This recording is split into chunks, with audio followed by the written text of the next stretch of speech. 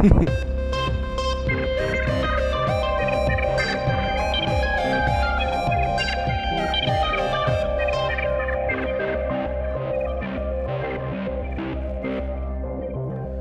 in spite of the fact that I've been doing end of the term projects, and I'm now moved into yet another apartment to save money because I don't have any, I have been writing a lot of essays on this subject of money in the Venus Project, and what I have found is that I have a whole lot more ideas that I need to share in, well, it'll take more time than what this video permits, but I'll try to lay the foundation here and base future videos, as usual, off of your criticisms and concerns.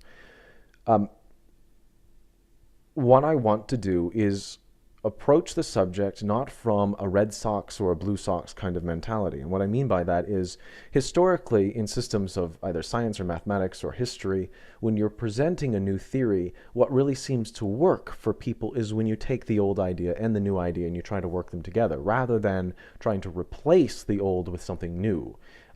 In that we get historical examples like Nazi Germany, logical positivism, communism, Marxism, that sort of thing, and so on. But rather, what I think is really worth, what is actually real genuine to do, is to look at the strengths of both the free market model and the resource-based economy model and see if there is some kind of synergy that is possible, some sort of assimilation. And actually, I'm not wearing it now because I have this headset on, but I bought a little gold jawbone that makes me look like a Borg, and I was getting teased in the earlier video, so I was going to wear that for you, but c'est la vie. Anyway, I think it's important to start this conversation on this, that money is going to create a system of entitlement.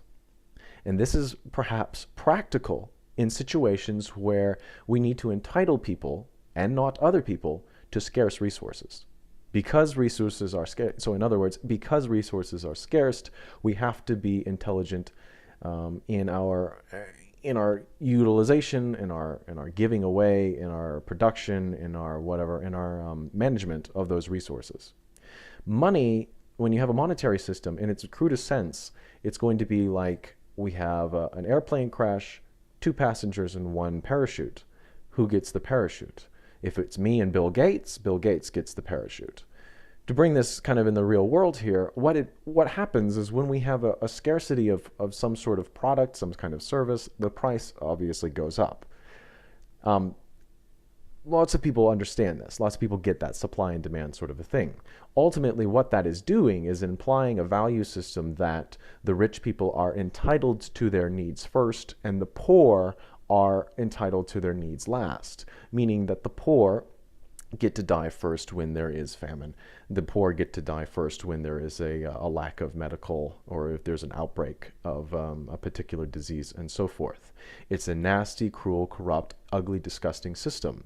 The question is it a necessary evil when there's a situation where we have a scarce resource? What I would like to submit to you is that it is a necessary evil when we are dealing with the management of scarce resources. But my contention with it is this, that when we are in a system or in a situation where either by nature or by useful or intelligent application of technology, we could make a resource not scarce, then the use of money is no longer necessary. In fact, to have a play on words here, if money is a necessary evil when managing scarce resources, the use of money when managing scarce or resources that are not scarce is merely evil, and not necessary at all at that point. And I think that's a healthy perspective to take, because what that suggests is that there is a situation where a resource, whether by nature or technology, could be made abundant, that is to say, not scarce, then the use of money as a means of tracking demand is going to be ultimately a faulty one and a morally objectionable one as well. What we see in using money and demand, for that matter, when we think about demand in economics, we generally think of how much money is in a given industry. The agricultural industry has a certain demand, the entertainment industry has a certain demand, and ultimately these are calculated and tracked by how much money these things generate and how much money they move around. The reality, though, is if we are tracking demand by money alone, then whenever we have a situation where a person has no money, their demand is never actualized. It's never expressed within the system of production in that economy. Now, again, this is the system of entitlement, but it gets even worse. That because the greater the gap between the rich and the poor become, the fewer, or you have this trend towards the fewer percent of people having a greater percent of the money of the world. Their whims, whether it's their basic needs or their not basic needs, their desires, their whims, are ultimately going to influence the system of production and the capital within an economy greater than what is really beneficial for everyone. And what I mean by that is if I had $1 million, I could go out and buy a lot of different things. If I have but $1, I can't buy a lot. Yet I might need much more, genuinely, biologically need more than what that $1 would pay for. With supply and demand, there's this sort of tunnel vision that people get when they think that, well, people will only buy what they are willing to buy. And that's not the case. You have to take the combination of what people are willing to buy with what people can afford. And when you don't have enough money to make an influence on the market, you ultimately the demand is going to be skewed, and that system of capital and the system of production within an economy becomes retooled to focus on those people who have the money in serving their needs and desires rather than serving the whole. Essentially, if you could think of our economy as a democracy in that each one of these counts as a single vote. The more of these you have, the more votes you get on what policies we have. They're not legal policies, they're production policies, they're economic policies.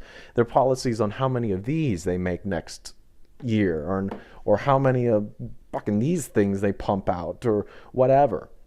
The more money you have, the more potential influence you have on that system. And that ultimately is destructive in a situation where people are being neglected and not getting their needs simply because they don't have money. When we're worried about supply and demand, we don't necessarily need to do it in dollar amounts. The supply of a given resource is a numeric value that needn't be monetary. When we look at systems of demand, then, we can track demand through ordering systems, say like how we order things online through Amazon or whatever. The difficulty then is this, and this is why I'm offering this kind of form of compatibilism, is that when demand exceeds supply, we still need some sort of intelligent system to work this out for us. That some people, how do we agree amongst ourselves who's entitled to the scarce resources? Now, what's good about a monetary system is that there is an incentive to make it more affordable in the future and apply technology and science in such a way that we can produce a certain thing more economically in a resource sort of fashion, such that more people would be able to purchase something that they want. And ultimately that latent demand acts as kind of like an oil well, someone ready for someone to puncture and profit off of. At the same time, though, the ultimate goal ought to be the elimination of scarcity, and you cannot achieve that through a monetary system. A monetary system is perpetuated through profit, and profit is only going to be sustainable when you have a scarce resource.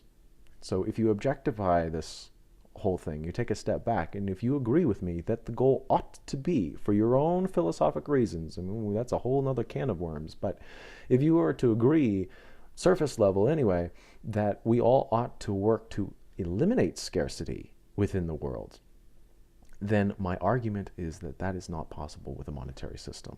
And so some form of compatibilism ought to be maintained, ought to be proposed, ought to be implemented, and really the practical application of such is beyond me. I really don't know how it would work. But as I think about it, I will share, as I always do. Take care of yourselves, and I hope to see you soon.